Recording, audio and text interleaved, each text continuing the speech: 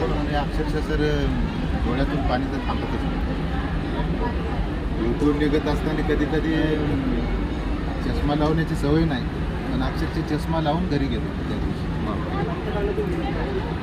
काय हातातून काय सुटल्या गेलं नाही. तुम्हाला भेटण्याची एवढी उत्सुकता होती. भरपूर शेजारी जे आपण त्यांचं ऑफिस पाठीमागे आहे, माझं ऑफिस पुढे आहे, ऑफिस पण केलेलं आहे.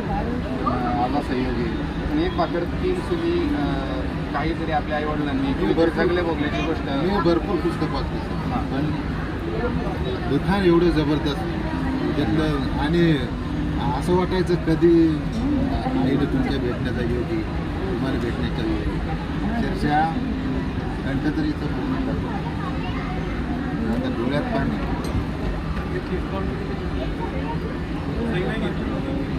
असे खूप वाचक आहेत मित्र, खूप वाचक आहे जे कित्येक वेळ रडत बसलेले, त्यांना शब्दसुद्धा फुटत नव्हता. असे खूप वाचक आहेत, पण खाकीच्या आतला असा संवेदनशील माणूस पाहिला की माझंही मन भरून आलं.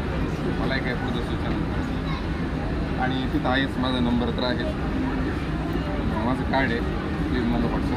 त्याचा योग माझ्यासाठी तर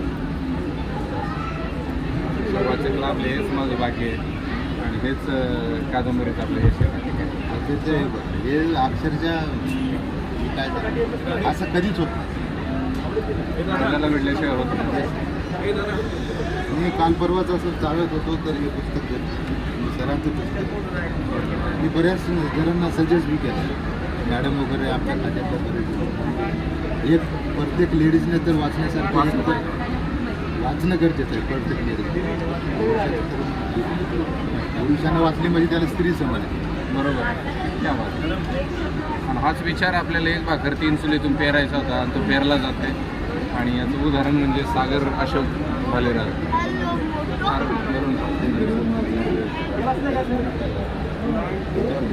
येस हे घेतलंय मी सर. ते घेतलं दोन्ही